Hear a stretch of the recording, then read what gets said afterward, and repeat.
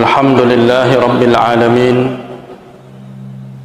والصلاة والسلام على أشرف الأنبياء والمرسلين وعلى آله وصحبه ومن اهتدى بهديه واستنى بسنته إلى يوم الدين أما بعد.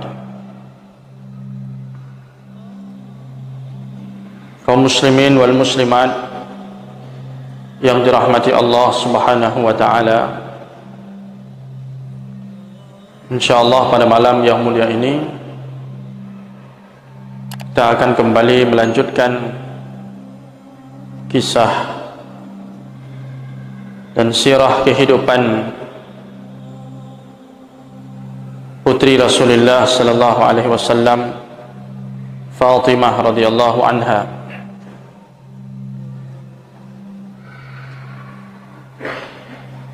Pada pertemuan yang lalu kita sudah membahas perjuangan Fatimah radhiyallahu anha bersama Nabi sallallahu alaihi wasallam.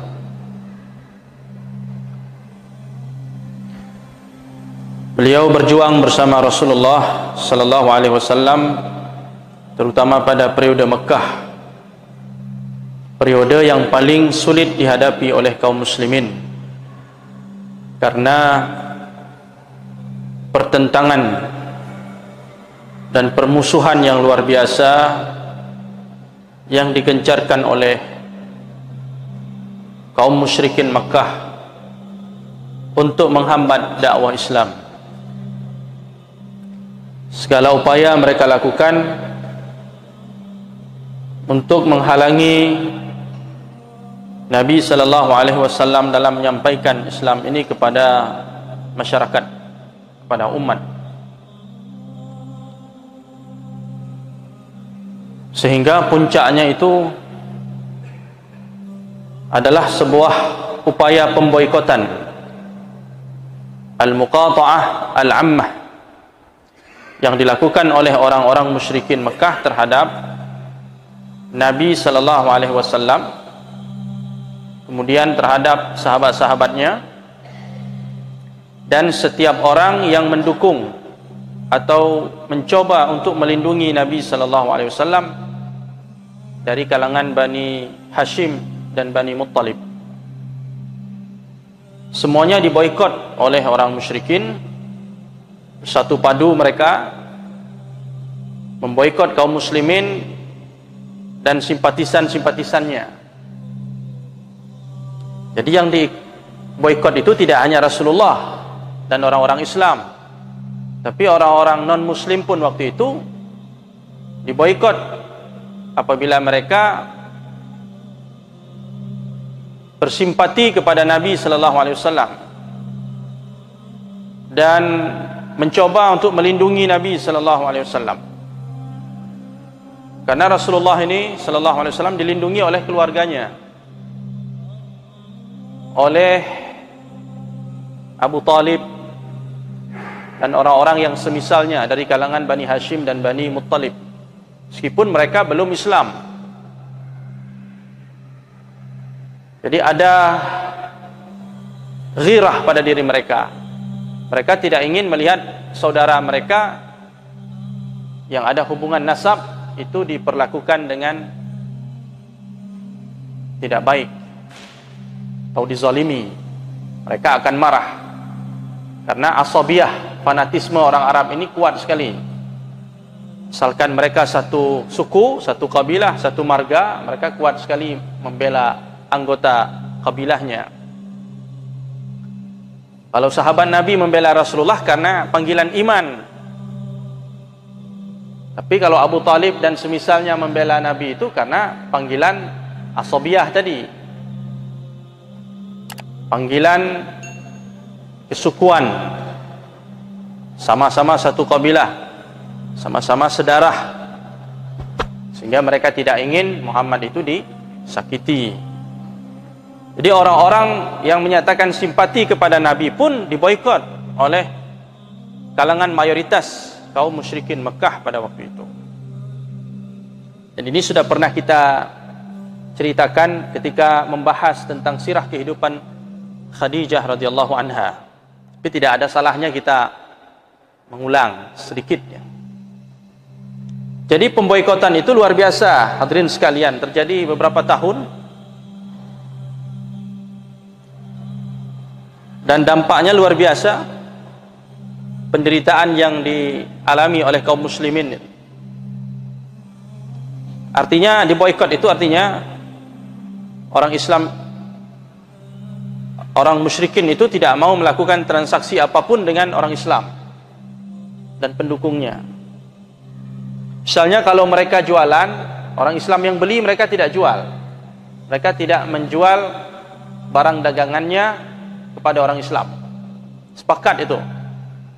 Pedagang-pedagang di Mekah tidak akan menjual dagangan mereka kepada orang Islam. Begitu juga kalau orang Islam yang jual, mereka tidak akan beli. Jadi diboikot sampai segitu.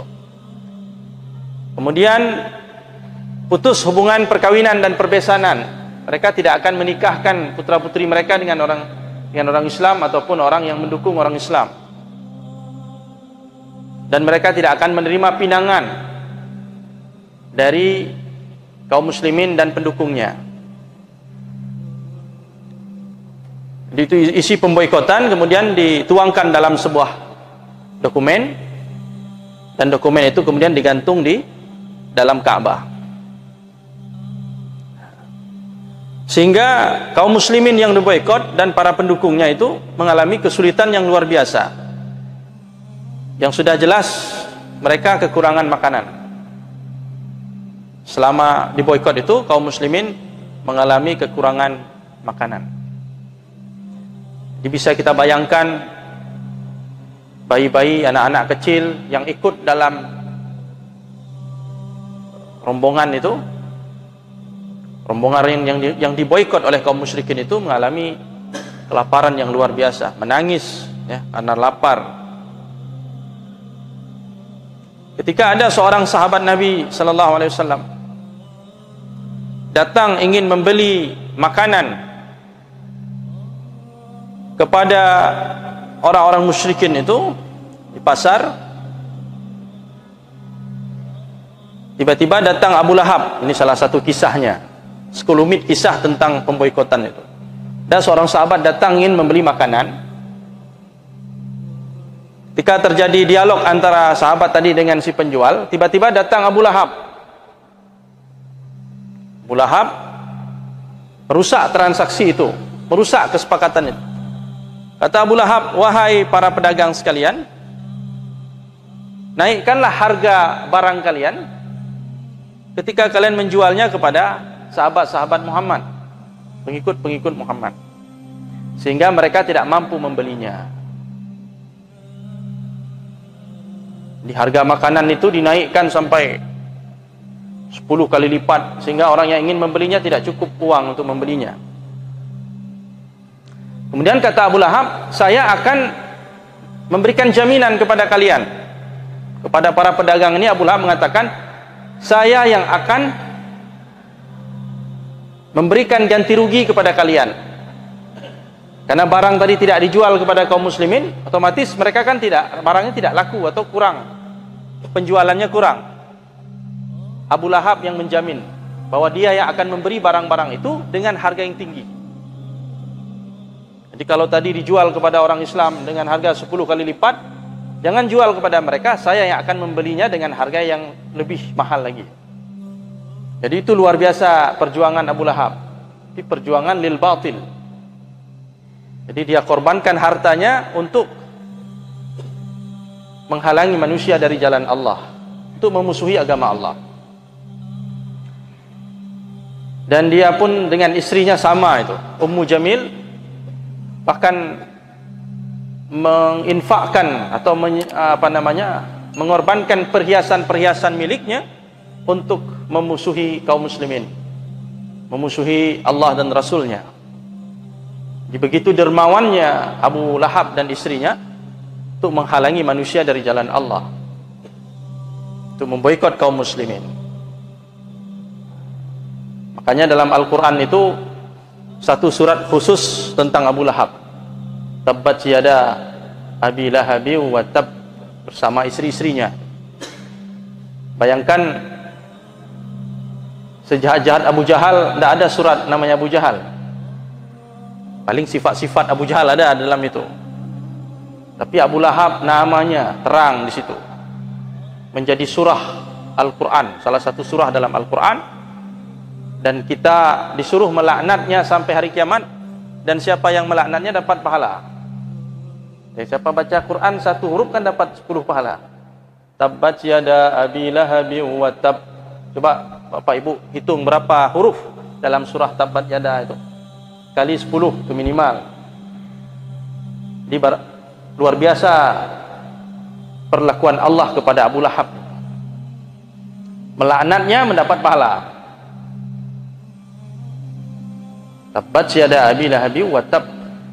Celaka kedua tangan Abu Lahab, seluruhnya celaka. Itu hanya bentuk majaz saja. Ya, Abu Lahab itu sosok yang dilaknat, sosok yang celaka sama istrinya sampai hari kiamat. Dan kita yang melaknatnya mendapat pahala di sisi Allah Subhanahu wa ta'ala. Begitu Allah menghinakan dia di dunia dan di akhirat. Kenapa? Karena permusuhannya luar biasa. Bayangkan hadirin yang dimuliakan Allah, seharusnya dalam pemboikotan itu Abu Lahab ikut bersama Rasulullah, karena Abu Lahab paman Nabi dan berasal dari Bani Hashim. Yang lain sudah pada ikut. Ketika Nabi diboikot, Bani Hashim yang lain yang belum Islam pun ikut membela Nabi SAW. Bahkan Nabi tidak dibiarkan tidur sendirian. Kalau Nabi tidur malam itu, Nabi ditaruh di tengah, dijaga oleh paman-pamannya, oleh keponakannya, oleh sepupunya yang berasal dari satu kabilah dengan Nabi. Dijaga Nabi SAW. Walaupun yang jaga itu bukan Islam. Dari Bani Hashim, satu-satunya orang yang menyeleweng, tidak mengikuti kebijakan dari kabilahnya adalah Abu Lahab. Padahal hubungannya dengan Rasulullah dekat sekali, paman langsung, paman Nabi SAW. Dia lebih berpihak kepada mayoritas kaum musyrikin yang memboikot kaum muslimin, tanpa ada rasa belas kasihan sedikit pun terhadap keponakannya sendiri, pada anaknya sendiri. Keponakan itu kan anak, sama seperti anak. Dia membela yang lain. Bahkan di antara orang-orang musyrikin yang memboikot, pada awalnya memboikot, beberapa waktu kemudian mereka merasa kasihan melihat penderitaan orang-orang Islam itu. Ada di antara orang-orang musyrikin yang merasa kasihan, tidak tega melihat kaum muslimin dan Bani Hashim diboikot seperti itu. Bahkan ada di antara mereka diam-diam, secara diam-diam, supaya tidak diketahui oleh yang lain, diam-diam mereka melepaskan onta mereka. Jadi diambil onta, kemudian di atas tubuh onta itu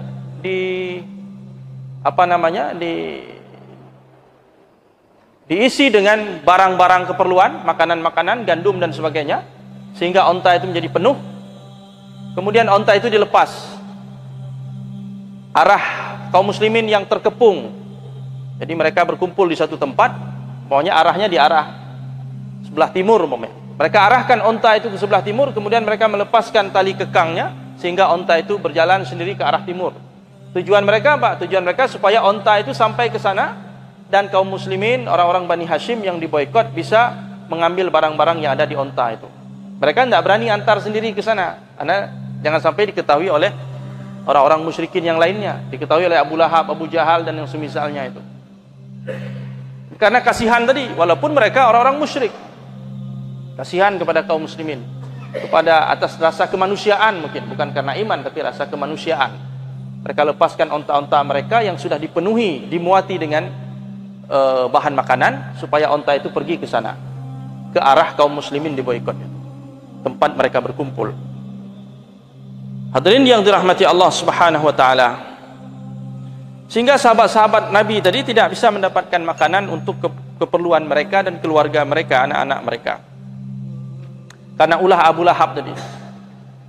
Setelah semuanya pulang, Abu Lahab datang menjumpai para pedagang tadi, pedagang makanan dan pakaian. Kemudian Abu Lahab menepati janjinya. Jadi barang-barang yang tidak terjual kepada kaum muslimin dibeli oleh Abu Lahab dengan harga yang tinggi, sehingga para pedagang itu tetap mendapatkan keuntungan besar walaupun mereka tidak menjual barangnya kepada orang-orang Islam, karena dibayar oleh Abu Lahab tadi. Luar biasa semangat Abu Lahab untuk memusuhi Allah dan Rasulnya, sehingga Allah balas di dunia dan di akhirat perbuatannya itu. Sa'ad bin Abi Waqqas, salah seorang sahabat Nabi yang ikut dalam pemboikotan itu, termasuk yang diboikot, beliau pernah bercerita, suatu malam aku keluar untuk buang air kecil. Tiba-tiba ketika dia sedang buang air itu, terdengar suara suara air yang menyentuh seperti batu. Waktu kita kencing itu, suara kalau menyentuh tanah beda suaranya, kalau menyentuh papan beda, menyentuh batu beda. Artinya terdengar suara seperti ada benda keras di bawah itu. Ternyata setelah dia lihat, dia sedang buang air dan air seninya itu mengenai sebuah benda. Dia lihat benda itu apa? Ternyata benda itu adalah kulit onta yang sudah kering. Kulit onta yang sudah tidak dipakai lagi, sudah kering. Pokoknya suara itu tadi, air kena kulit onta yang kering. Akhirnya karena dia lapar tadi, apa dia ambil kulit itu, dia ambil, dia cuci kulit itu, dicuci, kemudian dibakar dan dilunakkan dengan air. Karena tadi keras seperti kayu, kemudian dilunakkan dengan air, kemudian dibakar, dan dia makan kulit tersebut selama 3 hari 3 malam.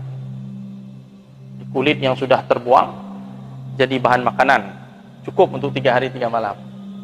Itu salah satu kisah yang diceritakan oleh Sa'ad bin Abi Waqqas, sahabat Nabi SAW, pada masa pemboikotan itu. Begitu susahnya mencari makanan. Bukan tidak ada uang ada, tapi tidak ada yang mau menjual makanan. Bahkan pedagang-pedagang yang datang dari luar, sebelum sampai ke Mekah sudah dihadang oleh Abu Jahal dan Abu Lahab dan semisalnya itu, untuk tidak menjual barang mereka kepada kaum muslimin. Tidak mungkin mereka makan dinar dirham. Akhirnya seperti itu. Luar biasa ya perlakuan mereka terhadap kaum muslimin.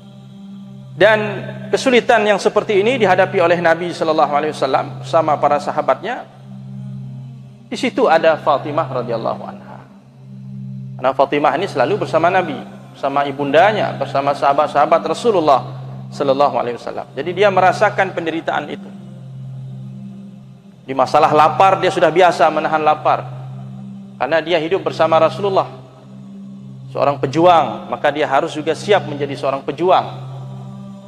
Ya, menahan penderitaan yang sedemikian rupa, sampai disebutkan dalam sejarah itu peristiwa pemboikotan tadi telah berefek kepada kesehatan Fatimah radhiyallahu anha. Ya, dia sering sakit sejak peristiwa itu, karena memang kekurangan makan, kurang gizi dan sebagainya, sehingga kesehatannya terganggu. Tapi semua itu dilalui dengan penuh kesabaran.